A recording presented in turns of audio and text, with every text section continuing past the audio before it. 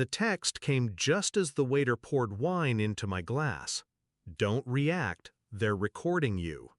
My fingers tightened around the stem, but my face didn't change.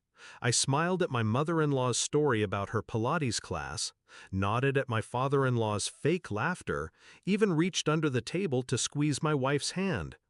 But my eyes scanned. The phone sat face down in my lap, buzzing again. By the time dessert arrived, I had 99 missed calls. Same unknown number. Whoever it was, they wanted me to know. I should have seen it earlier. The odd pauses in my wife's voice. The way her family suddenly grew warmer, too warm, inviting me to lunches, dinners, pretending to bond. At first, I thought it was reconciliation, a bridge finally being built. But bridges don't smile like that. Bridges don't whisper when you leave the room. The first clue came a month ago. I walked into the living room and the conversation snapped shut like a book.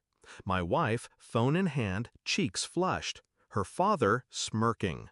When I asked, they told me it was about vacation plans. But I'd caught the word before silence fell. Alimony. The betrayal didn't crash. It dripped.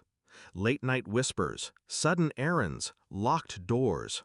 I told myself not to jump to conclusions, but my instincts don't lie. So I waited, I watched, and then came the email, an accidental forward. My wife's lawyer copied to her father outlining strategies for divorce, hidden assets, false abuse claims. They were setting me up. I didn't break, I didn't scream. I played along, kissed her goodnight, laughed at her mother's jokes, picked up the check when we went out. And at night, I documented everything. Bank statements, phone records, cameras hidden in plain sight. They thought they were building a case. They didn't realize I was building mine. So when the text arrived at lunch, I knew.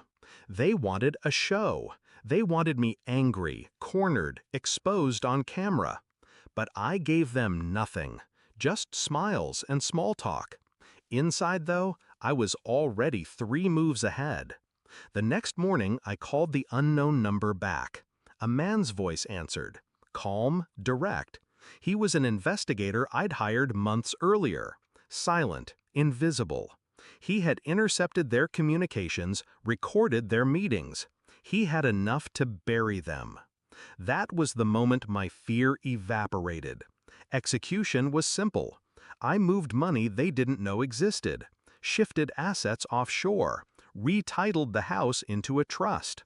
Every trap they had planned, I emptied before they could spring it.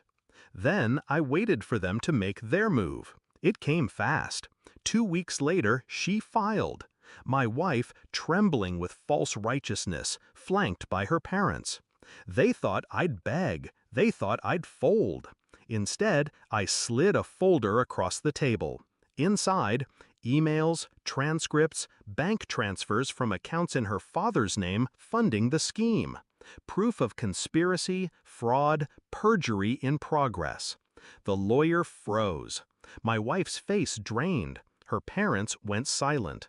I didn't raise my voice. I didn't have to.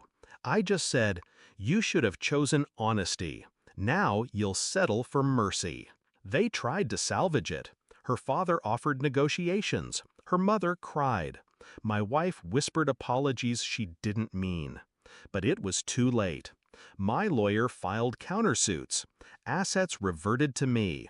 Their lies collapsed under evidence so precise it cut like glass.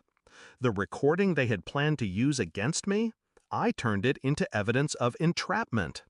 By the time the dust settled, they were the ones drowning, in debt, in shame, in silence. I think about that lunch sometimes, how they smiled at me while plotting to strip me bare, how they thought I was the fool in the room. But fools don't wait.